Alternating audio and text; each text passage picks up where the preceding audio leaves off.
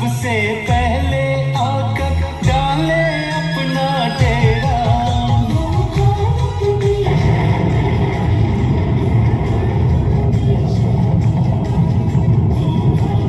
देश है मेरा, वो भारत देश है मेरा।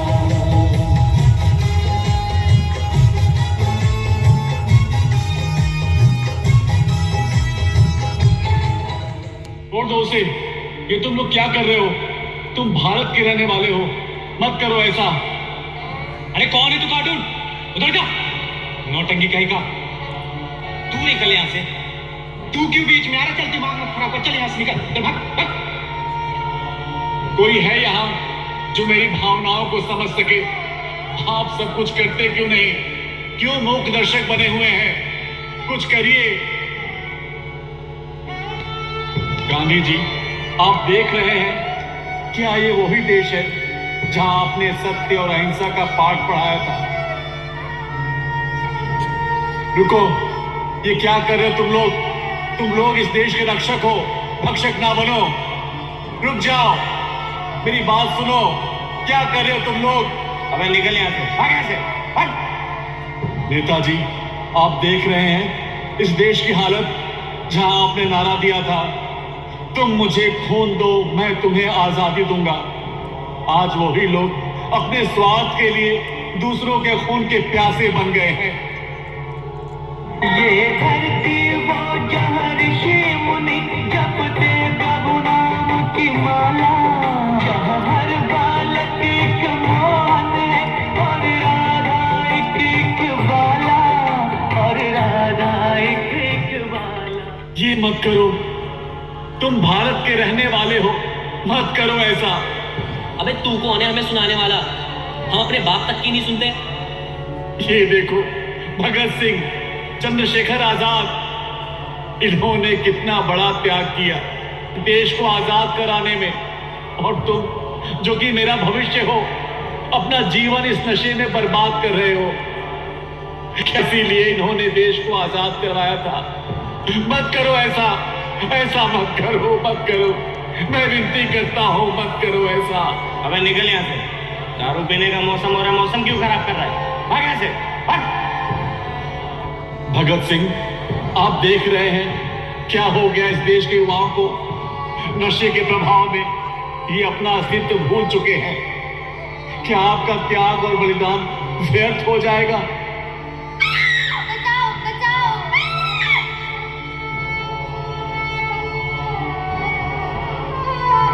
चंद्रशेखर आजाद, जिस देश के लिए आपने अपना जीवन हंसते हंसते बलिदान कर दिया, आज उसी देश के युवक वासना के प्रभाव में आकर अपने आप को पतन की ओर ले जा रहे हैं।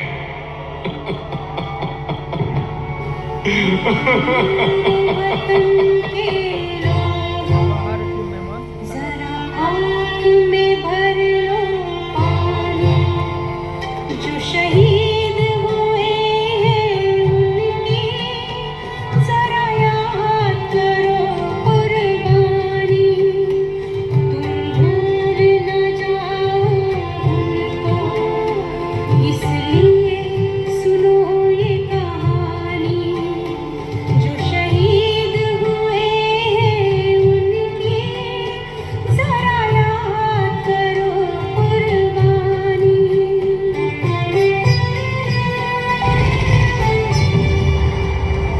जब घायल हुआ हिमालय, खतरे में पड़ी आजादी।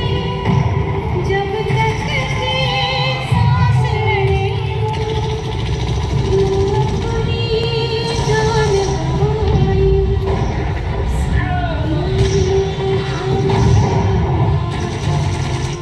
सुंदर अमर बलिदानी, जो शहीद हुए हैं उनकी जरा याद करो कुर्बानी। इन्हें कौन मार्ग दिखाएगा?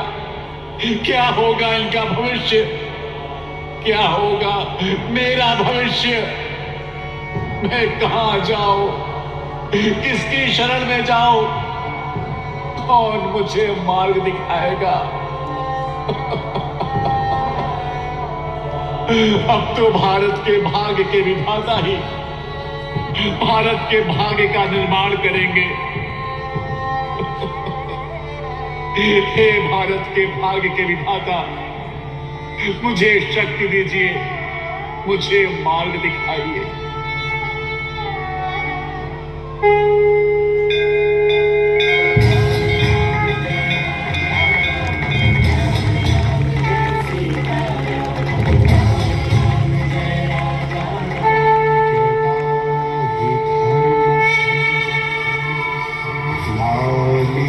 भवति भारत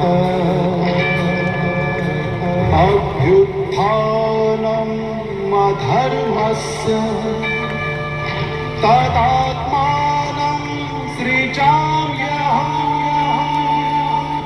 हे विश्व के विधाता, हे भारत के भाग्य के विधाता, मुझ पर कृपा कीजिए, मुझे शक्ति प्रदान कीजिए।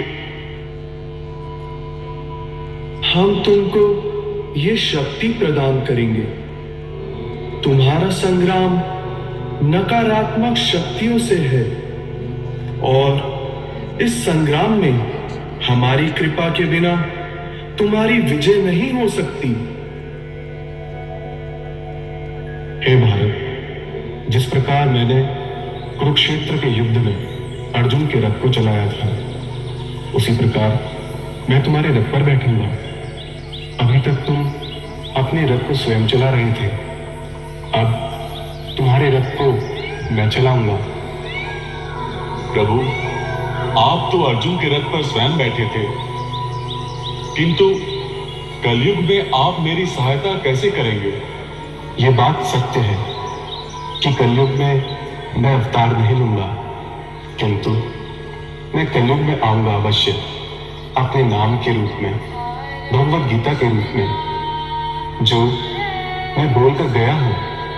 और याद रखना, जिस तरह से मैंने कुरुक्षेत्र के युद्ध में बिना अस्त्र उठाए पांडवों को विजय श्री प्रदान की थी, उसी तरह मैं बिना अस्त्र शस्त्र उठाए, बिना प्रकट हुए तुम्हारी सहायता करूंगा।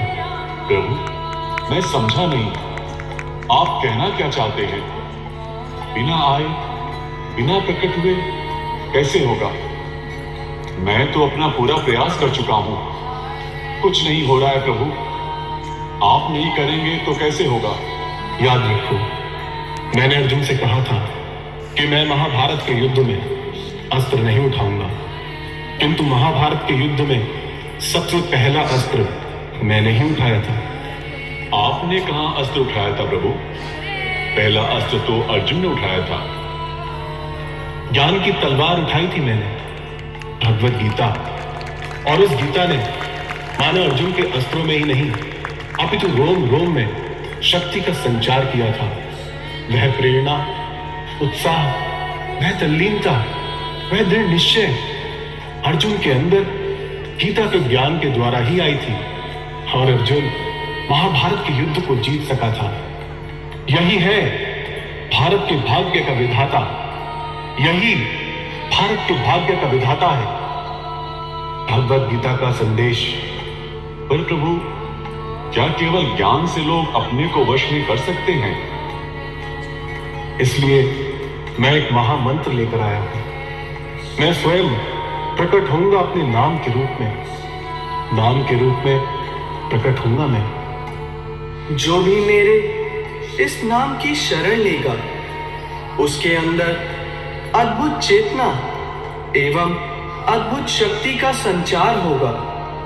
जिस प्रकार वानरों की सेना ने मेरे इसी नाम के प्रभाव से पूरी लंका पर विजय प्राप्त की थी, उसी प्रकार जो भी मेरे इस पवित्र नाम का जाप करेगा, उसके हृदय के सारे विकार मिट जाएंगे और रामायण वे गीता के सिद्धांतों को अपने जीवन में उतारकर वह एक आदर्श नागरिक, आदर्श युवक बन जाएगा। भारत, तुम ये भी जान लो कि कुछ ही समय में हमारा एक सेनापति भक्त आएगा, जो पूरे विश्व में हमारे संदेश को पहुंचाएगा। इसलिए हे भारत, विलंब ना करो, विलंब ना करो, जाओ जाओ, हम तुम्हारे साथ हैं, तुम्हारा कल्याण हो।